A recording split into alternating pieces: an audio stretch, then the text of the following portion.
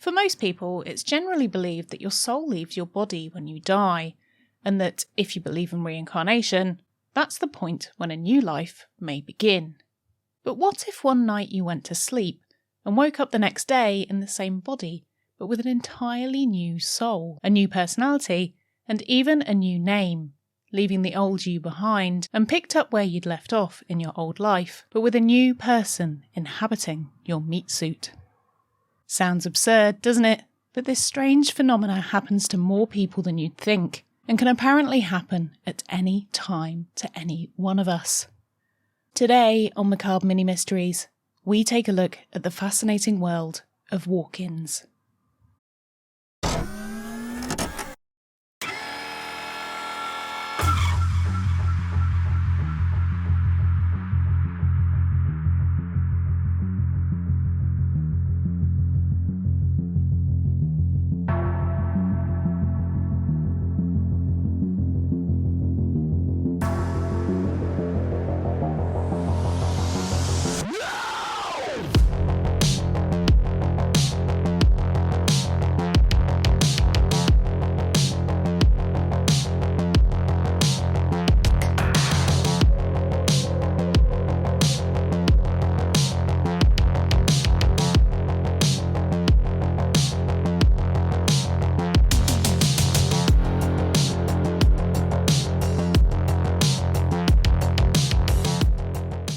Everybody, and welcome back to another Macabre Mini Mystery. Now, before we get into today's episode, if you're new here, then hi, my name's Nikki, and if you love weird, spooky and strange history, then I'd love it if you joined our Ghoul Gang by hitting the subscribe button on YouTube or the follow button on your podcast provider, so you can be added to my creepy collection of like-minded individuals and never miss out on an episode.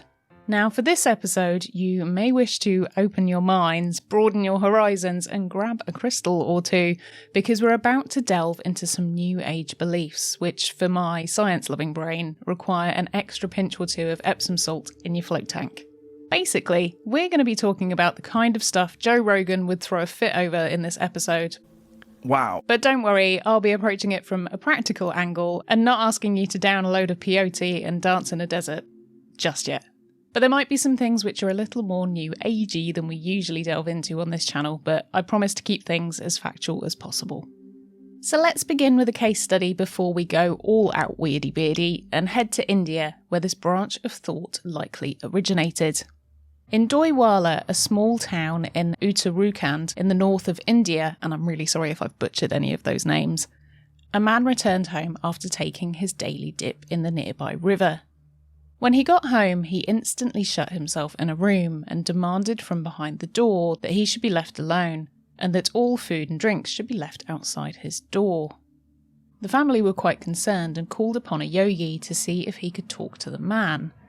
From behind the door, he shouted and cried that he wouldn't leave, and a few days later, there was a stench said to be emanating from the room. After finally having enough of this strange behaviour and thinking the man was using the room as a toilet, the family decided to break down the door. All the while, the man was shouting at them through the closed door. Now, I hate to sound like a clickbait title, but what they found inside, you'll never believe. The instant the family broke down the door, they were overwhelmed by the smell of a man who, by the look of him, had passed away seemingly around a week or so before. So what exactly had happened to this man? Or at least, what's the theory behind what had happened to him? The man who had bathed in the river a week ago had drowned whilst doing so.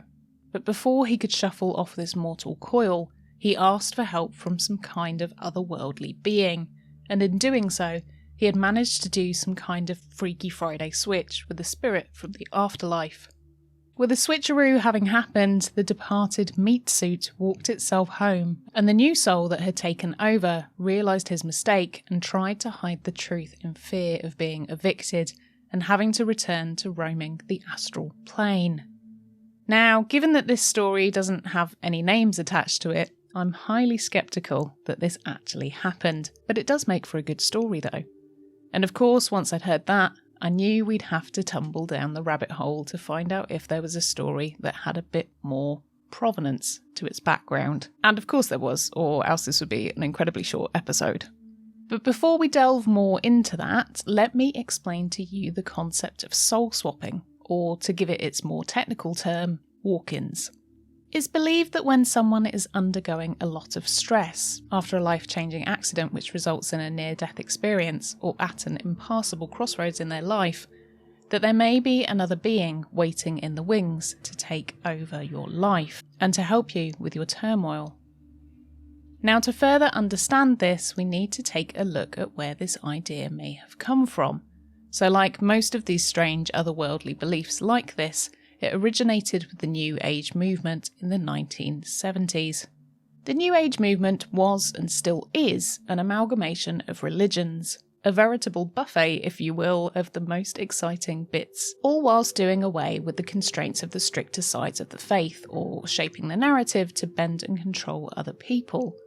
Now, some infamous characters that came out of this era are people like Charles Manson or Jim Jones, who led the Jonestown Massacre, where over 900 people died as a result of cyanide poisoning.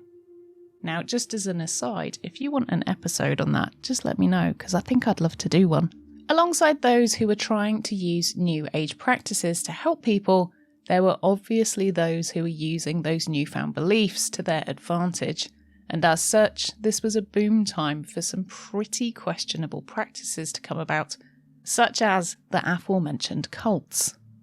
This era also saw an eruption in UFO-centred religions, which bloomed outside of the standard religious constraints with ideas of higher forces and metaphysics, just like the topic of a previous episode, Heaven's Gate. Basically, people in the 70s were bored of standard religion, which was stuffy and not fit for purpose, and the New Age movement gave them something exciting to hold onto and explore. It was during this time that the theory of soul exchange, or walk-ins, began to catch on, and when Ruth Montgomery, an esteemed journalist turned psychic on morning talk shows, published a book in 1979 titled Strangers Among Us, people resonated with what she had to say. Ruth's book claimed there were tens of thousands of people on the planet who at some point had undergone a soul exchange, and the more interesting part is that you may have not even realised it had happened. Now, for most logical people, that would be an easy point to stop reading and use the book for another purpose, like propping up a wonky table or using it as kindling. But many people continued reading, discovering their new internal Mars Attacks style alien overlord. In all seriousness though, the idea was now out there, and as such it took on a new life of its own, with even whole conventions and support groups popping up to discuss their soul switches with one another. The sudden boom in people realising they'd been swapped is entirely understandable at that time, given Ruth's books, but rather interestingly, one of the most compelling stories of a walk-in was from way before this, in 1958. Now, as I explained before, the most common soul-swapping stage seems to be after a near-death experience. Perhaps the veil thins and it makes it easier for someone to climb aboard, and the story of Carol Parrish is no different. In 1958, Carol was giving birth to her daughter, and it was a particularly difficult labour. To help ease her pain, she was given 2 injections of sodium pentothal, a barbiturate sedative, which is used as a fast-acting general anaesthetic, which would help her through the rest of the birth. Unfortunately for Carol, she went into anaphylactic shock after her body rejected the meds, and she had an almost fatal reaction. As she was passing in and out of consciousness, she said she observed a white light and was called towards it. She then said she was left watching herself give birth from the ceiling of the operating theatre and saw the whole delivery. She then lost consciousness, and when she came around, she felt she'd changed. Not a conscious switch as it was, but she felt like an entirely different person, with no apparent recollection of her previous persona. So much so that when the doctor spoke to her, saying they were scared they'd lost her for a moment, she told them she was not who they thought she was. She then tried to desperately explain this to the medical professionals around her, but soon stopped when she realised no one was going to believe her. After the switch, Carol said she experienced several further out-of-body experiences, where the old Carol would appear and watch her carrying out fairly normal tasks, such as feeding her baby or housework. She took these silent visits from young Carol, as she called her, seemingly as her new spirit was older and wiser, as checking in to see how things were going, making sure everything was well, but so young Carol could move on to elsewhere in the spiritual realm, and perhaps become someone else's walk-in. Immediately after her experience, Carol was not an entirely changed person. She still knew those around her, had the same memories, and some new old memories to boot, which had been imported, but it was clear to those around her that there had been a big change. Trying as they might to muddle along in effectively what was now a new marriage, Carol and her husband came up against some problems, and eventually her husband decided he wanted a divorce. Carol's personality had entirely changed, and she was no longer the quiet, demure woman he married, and despite him encouraging her to seek medical help, which she tried but decided to opt out of as she felt there was no need for it, her husband couldn't love the woman who was now in her body. Carol had made several changes to her life, which she felt were the reasons for her divorce. Her husband had wanted her to be a housewife, and she was happy with this plan until her near-death experience. After her soul switch, she decided she wanted a career, applied to a bookkeeping course, and after a few years of training, became a manager at a bank, all of which she felt contributed to her husband leaving her. Everyone, I think I love strong independent Carol. Go on, you strong independent Carol, you go get that career. Carol also became more interested in metaphysical religion and became a minister at a church, spreading her story. And, my dear ghouls, I've managed to track down her LinkedIn profile, and Carol is now only a bloody reverend. Now, I've previously had people be angry at me for my take on religion and how I personally don't agree with it. Again, this is my personal statement and also my podcast, but thanks very much for your input on that. And my previous thoughts do still stand, but somehow Carol's ascent just seems very fitting. I'm also not too sure if she's still around as the last update on her social media, because of course she has a Twitter and a Facebook account, was in 2018. So I'm hoping she's still around. But if she's not, then maybe she's just gone on to the astral plane and is floating around somewhere, waiting to inhabit somebody else. So just how common are these cases? Well, when researching this episode, I came across many reports online, quizzes to check if you're a walk-in, a number of books written on the subject, and a whole subreddit dedicated to the phenomena. That's r/past lives if you're interested, by the way. And this would suggest that this does really happen to people, or at least they think it does. A soul swap after a near-death experience feels like it could be plausible to me. After all, when you look at the science surrounding it, there's plenty of evidence to suggest that the body undergoes some interesting things just before death, like releasing the same molecules that are found in LSD, which to some are nice and calm and leave them floating into the afterlife, but for others, and sorry to burst this bubble for you, it's absolutely terrifying, filled with dread, and not pain-free like we've been conditioned to think. But there are some soul exchanges that don't require nearly losing your life, and apparently you can even will these things to happen yourself. According to several websites, carrying out a soul swap can be as simple as just asking for one, going to sleep and then waking up with an entirely new person inhabiting your body. Certain energy healers also claim to be able to carry out the service on your behalf. A high school teacher named Shari, who was visiting a friend who was a trained energy healer, started to have an odd turn while she was at their house. When she asked for some assistance, the healer laid their hands on her, and she said she felt almost a bomb of energy go off inside her. She got the standard near-death experience, white light, floating, etc., but without the physical trauma. After the healing session had ended, Shari said there was a shift, and she felt out of place in her own body. Even daily tasks like going grocery shopping felt overwhelming, as she said she felt everybody's energy around her.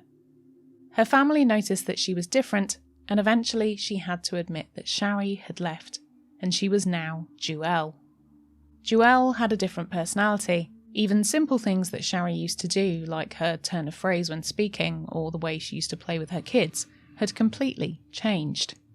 However, unlike Carol, her family adapted and accepted this new soul into their lives and lived happily ever after. And lastly, here's the weirdest one. Abraham Lincoln, the 16th President of the USA, was said to be a walk-in. After the death of his son and the subsequent Battle of Gettysburg, he apparently underwent a soul transformation which changed him forever. As a long-term sufferer of depression, he wasn't up to the challenge of continuing his presidency. But one morning he awoke anew with a replenished vigour and stepped up to carry out the reunification of the United States. I wish at some point I'd had a night's sleep that made me feel like I could carry out the reunification of the United States. Wouldn't that be amazing?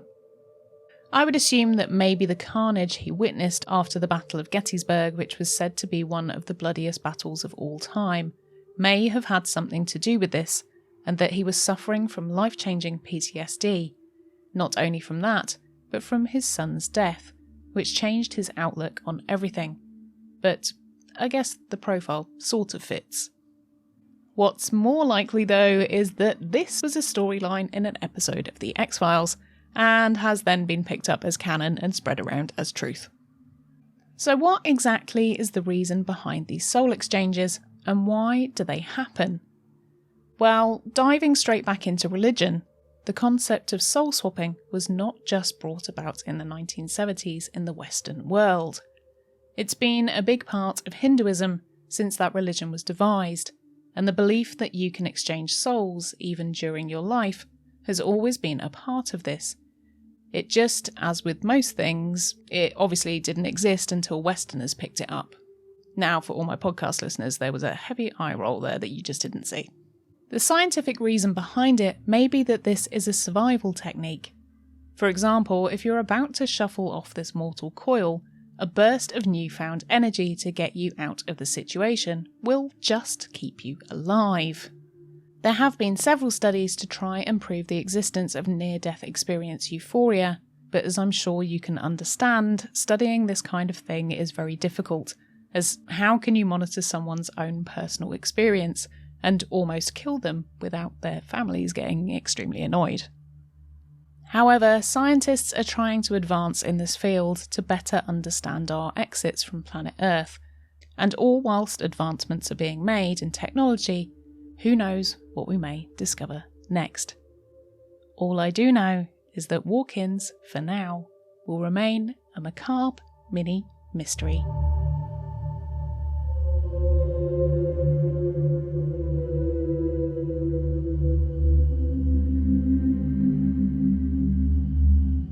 Thank you so much for joining me for that episode. As always, I'd love to know what your theories are on this one. So leave your thoughts in the comments on YouTube or my social media if you're listening to the podcast. Now, forgive me for going on a bit of a weird one this time. I hope you enjoyed me exploring something that's a bit different. And I just thought this topic was really fascinating. But if you'd like me to look into more fringe science and strange new agey stuff, then just let me know in the comments below. Hopefully it's a little bit of respite from some of the darker topics that we cover sometimes on this channel. Now, whilst you are here and you're hanging around at the end of the video without anything to do, then I would love it if you gave this video a thumbs up or the show a rating on your podcast provider. I'll be eternally grateful, as it's so helpful with the pesky algorithm, and also it lets me know that you enjoy what I make and that I'm not just, say it with me now, shouting into the void of the internet on a regular basis. If you're new around here and you've not yet subscribed and you've made it to here, what are you doing? Hit subscribe, do yourself a favour. Come and join the Ghoul Gang. We're a friendly bunch and we seem to be growing in numbers, so I'd love it if you joined us. Also, if you like hanging around here and you'd like to support what I do, then why not consider becoming a patron, like these amazing legendary executive Patreon producers, Amy, Barry, Bethan, Kate, Mary, Ren, Sam, Sarah and Veronica, and all of our other patrons too.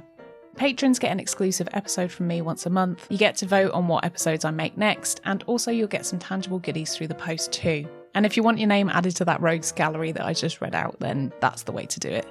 I'll leave a link for Patreon in the description if you'd like to check it out at your leisure. And also, if you're not up for a long-term commitment, then there's links to one-off donations and also the Amazon wishlist if you fancy supporting the show that way too. And thank you for even considering it. It really means the world.